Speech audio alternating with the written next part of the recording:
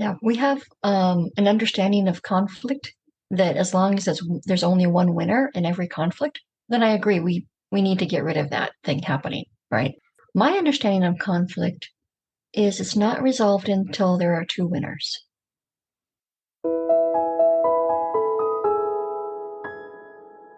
Welcome to Linda's Corner. My name is Linda Bjork, and today we're going to be talking about conflict resolution. I'm delighted to welcome Kristine Scott. Kristine is a nationally recognized trainer and speaker on conflict management. She is also the chief trainer and owner of Seattle Conflict Resolution. You can reach Kristine at her website, seattleconflictresolution.com, and I'll include a link in the show notes. Welcome, Kristine. I'm so glad that you could join with me today. Thank you so much, Linda. I am delighted to have this conversation, and you and I had an opportunity to put into practice some conflict resolution. We actually could not have planned it any better. In trying to get together today, we had just a series of unfortunate events and some miscommunications that could have led to conflict. But instead, it was quickly resolved, and it was actually not a big deal at all.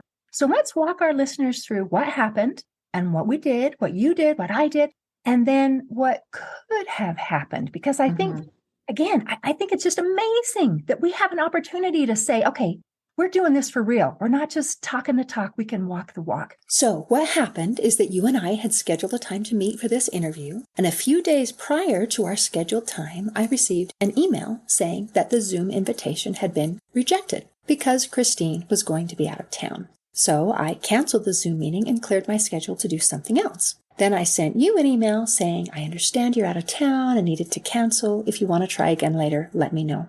And then I received an email saying, oh no, I was planning to come. I was out of town last week and my computer just sent an auto reply. I'd still like to meet this week if you're available. So we rescheduled and here we are. It was no big deal. But it could have gone differently. I could have chosen to be offended when I received a rejection email, and perhaps I could have sent a nasty message in reply saying, well, why did you schedule a time when you knew you'd be out of town? Or I could have said nothing, and then you might have wondered why I canceled the Zoom meeting, and you could have been offended. Instead, we each explained the information we had in a polite manner, and that quickly corrected any possible misunderstanding. And then you did something that I wouldn't have thought to do. You included the phrase, it must have been frustrating to receive that rejection email. And I thought, oh, how clever. You responded to what I might have been thinking or feeling and acknowledged that possibility. I thought that was really cool. So is that one of your tips, is to kind of recognize where someone else is coming from? Exactly. And underneath that all, another thing both of us did right is we didn't assume this other person was out to do us wrong. It's really easy because of all of the messages and insecurities that we carry around. When somebody does something that we don't like, it's really easy to assign intent. Like, oh, they did that because blah, blah, blah, blah, blah, blah. And whatever we see or feel about ourselves just gets magnified in this one little bad news. And isn't that fascinating? Where the real problem, if I did that, if I assumed, wow, she rejected me, that was really rude, I could have been all upset and all of this, and I could have been thinking, man, she is such a jerk. When the real problem would have been my assumptions. And the problem would have been with me. And then if I had reacted and, well, you're a jerk because I scheduled this time and you didn't want to show up. And then you could have responded, oh, yeah, well, blah, blah, blah, blah. And then it could have gone big, big, big, when in actuality, there really wasn't anything to resolve. It was just computer error. Let's fix it. No big deal. So awesome. Well done. Very well done. Awesome. Well, is it okay if we start with not really start because we talked about our experience, but go back to where you first decided to work in conflict resolution, because it's not something that you always were super awesome at. No. As a matter of fact, if you had told me 30 years ago that this is what I'd be doing, I would have thought it quite ridiculous. But I started out working in social services with young people who had no housing. And I was terrified. Frankly, this is not a group that I ever imagined working with. I came from a small town. I had a very privileged background, and I wasn't ready at all for the chaos, the danger, and a lot of the posturing that comes with street culture.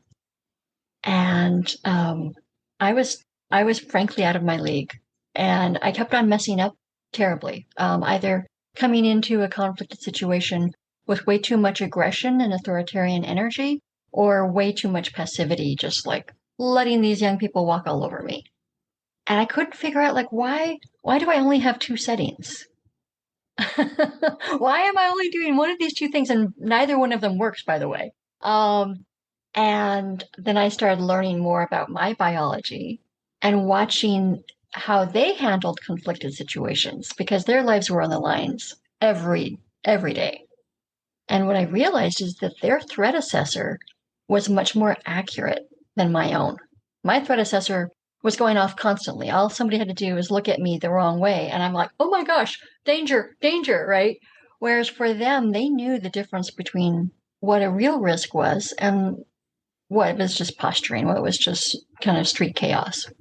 Wow, that's a fascinating distinction. So, as you're talking and you're putting this in such gentle terms, these are people without housing, where we would say homeless. We're on the street. We are dealing with absolute survival situations. And you were, how old were you at the time? I was in my 20s at the time that I started this this crazy endeavor. Well, you're young and you don't have a lot of experience. And here you're in this position of authority when you really haven't earned their respect, so to speak. And trying to, what were you trying to get them to do? Can you give us kind of what a conflict would look like or feel like in this situation? Well, my AmeriCorps position was being in charge of a meal program. So ultimately, the goal was for 1 hour, I would be in some church basement offering food to young people who were often struggling with malnourishment. So that seems like a very straightforward mission, but it included things like breaking up fights, asking people to leave who were no longer welcome, enforcing rules of what basic respect within the program looked like. And so there were a lot of places, like you say, as somebody who didn't understand their culture and who hadn't earned their trust, that I had no leg to stand on to like make these requests of people. Wow, that would be extremely challenging because for most of us, we hope or assume a basic level of civility and of honor and respect between individuals. And when we don't get that, and then we have to stand up for it, that's really hard to do unless you revert back to physical force or to like a verbal assault kind of a thing. And those are things that people often resort to because, I mean, what else do you do? Mm-hmm. So now that you've had a little bit more skill, I mean, maybe can you give us an example of what you did do and what you would have done now? Well, I started allowing the young people to be my teachers. So first off, I threw out the threat assessor. I realized I was a lot safer than my body was telling me. So that we all have this biology that's running our fight, flight, freeze system. And once that gets triggered, for about 20 minutes, we're convinced that something must happen to protect our own well-being. Like assuming that you don't get further triggered or stimulated, you have at least 20 minutes of behaving poorly in one of those two modes, right? Very aggressive or very avoidant. So once I threw that out and got past that and learned how to sidestep that, then I could start actually leaning into this crisis or conflict at hand without that taking over. And that allowed me to actually be curious about this other person and start asking questions about like, okay, so this is the situation. What's your understanding of that rule? What does that rule mean for you? Oh, well, this is just a stupid rule that you guys made up. Okay, well, let me tell you more about why this rule is here. And now that you understand that this is a rule that the whole street community has agreed on for their safety, and I'm just the messenger, what do you want to do going forward? So then it's not about me as the enforcer. It's about me as the like, okay, here's a disconnect in how I think things are supposed to go and how you think things are supposed to go. Let's be curious about that disconnect. Just kind of like we had this disconnect with the scheduling, right? Like, let's be curious about this disconnect as opposed to assuming, oh, this person's out to get me. And obviously, or I guess obvious is not the correct word, most likely that is what they're feeling is you are threatening me and you are trying to boss me around and it's not fair. And we have a desire to be treated fairly, and we have a desire to be treated with respect. We have a desire to be seen. And when you are treating it in this way of, let's be curious about this, what is your understanding? Explain. And then you're automatically letting this person be heard. Yes. And being heard and being seen is critical to our survival. And I love that you mentioned that the first thing in trying to handle any kind of conflict is to deal with our survival mechanism. And that is, we can't be thinking clearly and rationally and be engaged when we are in that fear mode. Because our primary motivation then is, I am protecting me. That's my number one concern. All y'all can deal with whatever else. But it's misguiding when it is overreactive. And how fascinating that you were able to learn that from people who were dealing with real situations and understand real threats. Very well done. Very well done. Well, I owe a debt of gratitude to the young people that I served. And so you just nicely summarized what I call the 3 rings of conflict resolution. The first one is the clarity about myself, right? Around what's my body doing? Can I sidestep the survival stuff? And what's my role? What do I need in this situation, right? That's the first inner circle. And then the next outer circle is that curiosity that we talked about. Okay, so what's going on with this person? I might not have the facts right about why Kristine canceled our podcast today, or like I might not have like I'm curious like what's going on here. Okay, and that's the next circle. And then the circle after that is compassion, where you take what you've learned about this person and you provide it with the compassion it needs to grow and for trust to build between the two of you. And so what I did with the young people is I was very articulate about the last thing I want to do is do anything that threatens your access to food. Because there was a big power imbalance between my role and their role in the situation. And by naming that, I could show that I'm doing this out of the goodness of my heart. Like I want young people to have access to food. So let's name that imbalance and show you that I want compassion to be like the final part of our conversation. And people really got that. Especially right now, we have a lot of social uprising going on around women's rights and the rights of people of color and all of these things. And we have to have compassion and name places that inequity are creating more tension than needs to be there. And isn't that true? It's creating more tension than needs to be there. So all of the conflict isn't necessary. And sometimes people, I think, get a little confused that the conflict is necessary to be able to be heard and to be able to get what I want. And yet by turning it around and showing the compassion and increasing our mutual understanding, we have a greater possibility of being heard, being understood.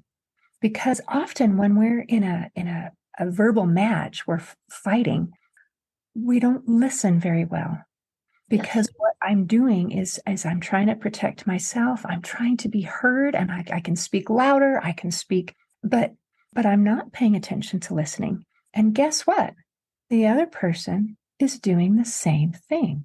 And as long as they feel threatened, then the shields go up and the ears shut off. Yeah, we have an understanding of conflict that as long as there's only one winner in every conflict, then I agree. We need to get rid of that thing happening, right? My understanding of conflict is it's not resolved until there are two winners.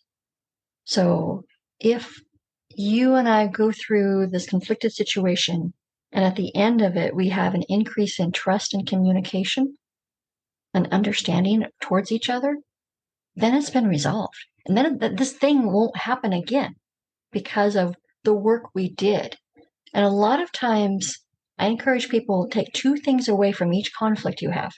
One is, what have I learned from myself? Like, where are my unhealed wounds and insecurities getting hooked in to this conflict?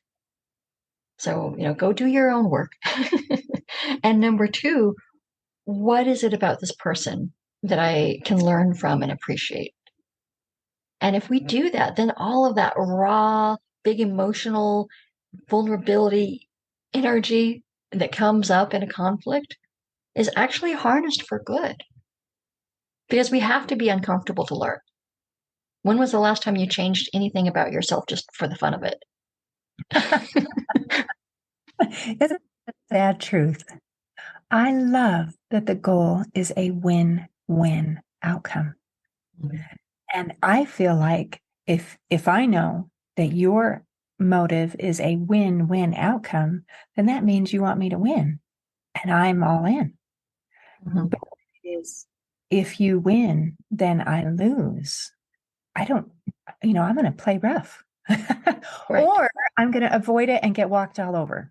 Mm-hmm. Mm-hmm. Yep. That's the way conflict typically plays out, unfortunately, is that it's more like this hierarchy, this totem pole version of conflict, which is just unfortunate. Yes, it is unfortunate. And I think it is so important to help increase the awareness and the skill set that you bring to the table today. So I would love to learn some more things. Let's say I'm a person who, my whole life, I've just been conflict avoidant because I don't want to go there. I hate conflict. I just want peace. How can I work with that? How can I stand up for myself?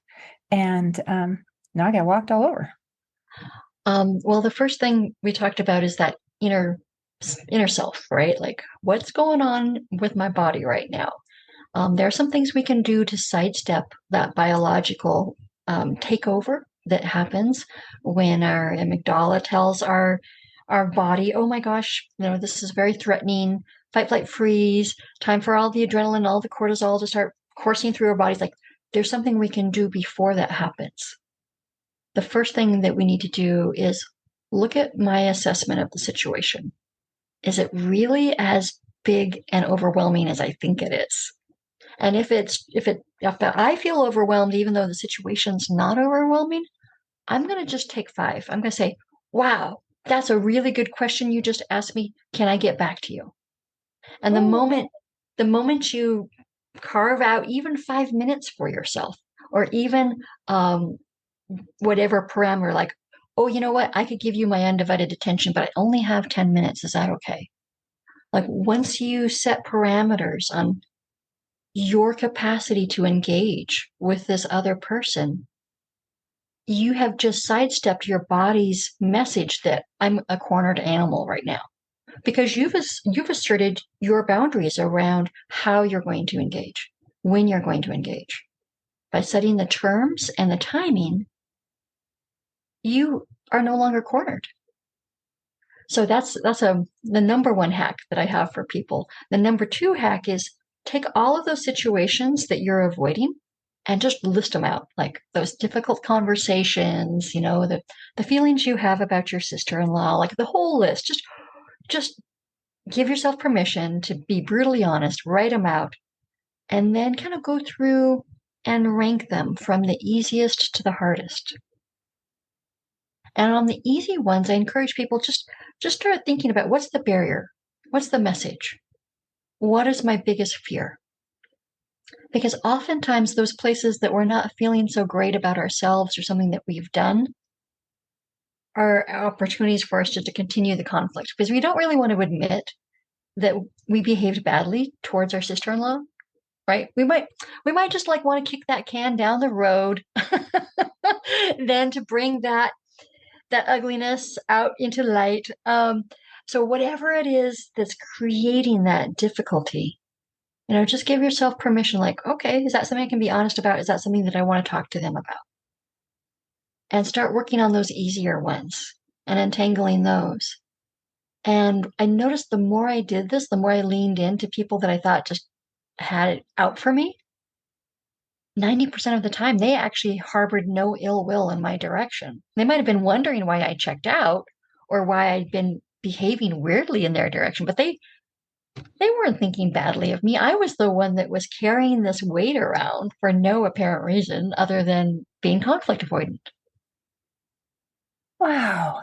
That is so amazing and very empowering. Mm-hmm. And also, it requires some change and some internal assessment, which can be challenging. Yes. But it's so fascinating with every challenge that we have to deal with any other person. It always comes back to checking in with myself first. Mm-hmm. I don't get to change the whole world except for me. Yes. I actually don't have the power to change the whole world except for me. The only one I have power to change is me. Mm-hmm. When we work on ourselves, it can change how we feel with all of the different interactions that we have, and we're more successful in our interactions. I loved the hacks that you gave.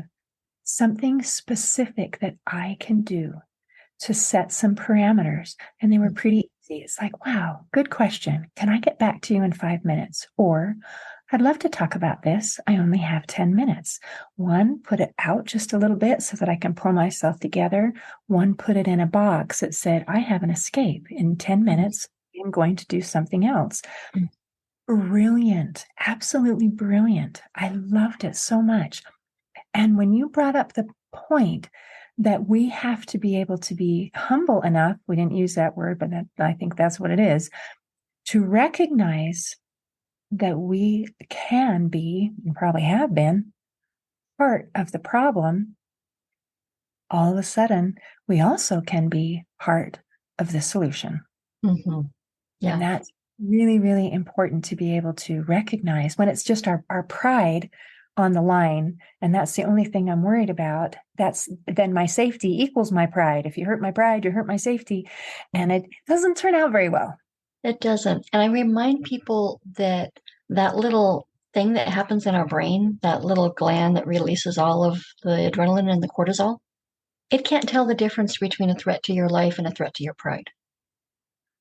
It will release the same exact hormones if your pride is injured. And so even though it feels like you're about to die, just give yourself permission to be curious, like, what's this coming from? Right? Yeah. And I don't feel like my life is threatened, or at least I can be curious about what it is that's threatened, or that I feel is threatening my life. Yeah. And apply that kindness to yourself first, because you can't give it to somebody else until you have it for you.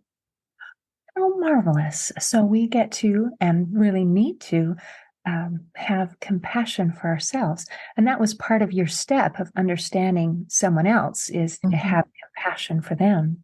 Mm-hmm. And also have compassion for ourselves. Yep. And I love how you put this into really quite some physiological terms.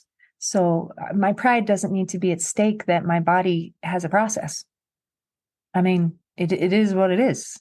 Yep. So I can be compassionate with myself with that this is my reaction. And then I can be curious about it and see if I can find a better way. Yes, exactly. Exactly. And when you come up against those unhealed wounds that conflict always is pointing out, like, oh, this is how you feel about a man yelling at you, for example. And for women, this is just really hard, because this is a thing that we've been socialized that, well, men are the ones that protect and women are the ones that appease. And even if we don't believe, these gender norms, we've still been socialized in a world that supports and reinforces them. And so I remind women, you have also been encouraged to develop your intuition and your sense of responsibility for the well-being of others. And conflict is essentially about that. Resolving conflict is about the well-being of others. And you have an advantage in conflict that men don't have, in that we're very rarely seen physically to be intimidating or to be a threat of any, possible future where this conflict becomes physical, which is also not true, but that's what a lot of people believe.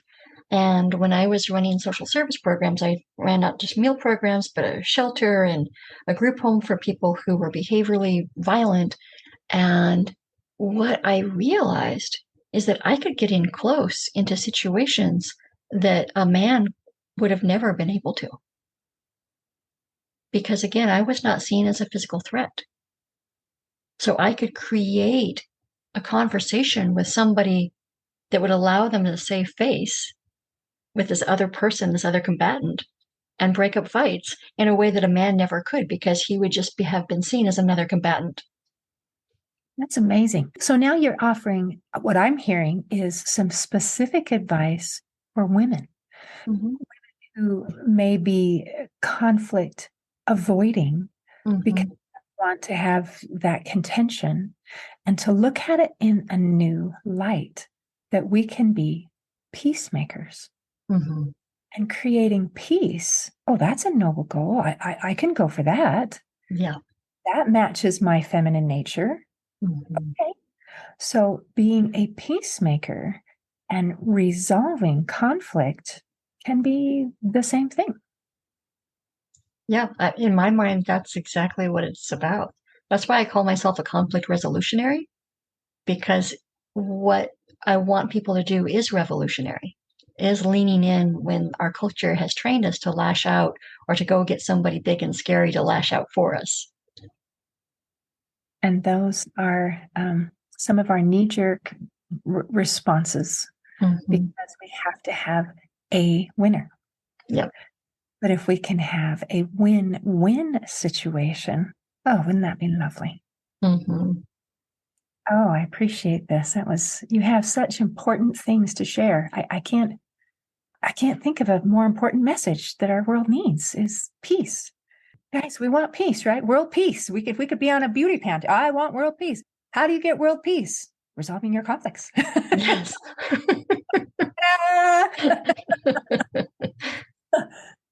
Fantastic. Oh, Kristine, you're amazing. Is there anything that you want to make sure that we cover before we close today?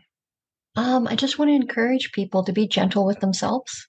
This is like any other new skill. It takes time. You can't be a public speaker right away, and you can't be a conflict resolutionary right away. Just start with the easy things and the internal things, and let it unfold from there, and stay at it. You will make many, many mistakes, and that's okay. It really is a part of the growth and the learning. Oh, thank you for permission to make a mistake, because I do it all the time. Yes.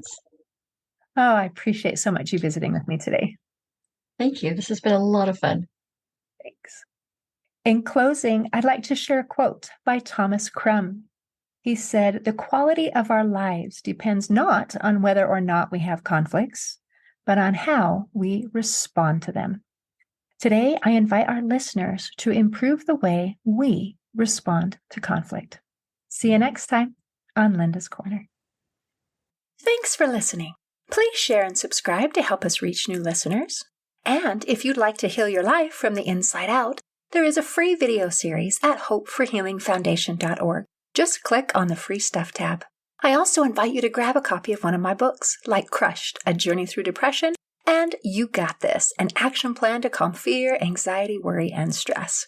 See you next time on Linda's Corner.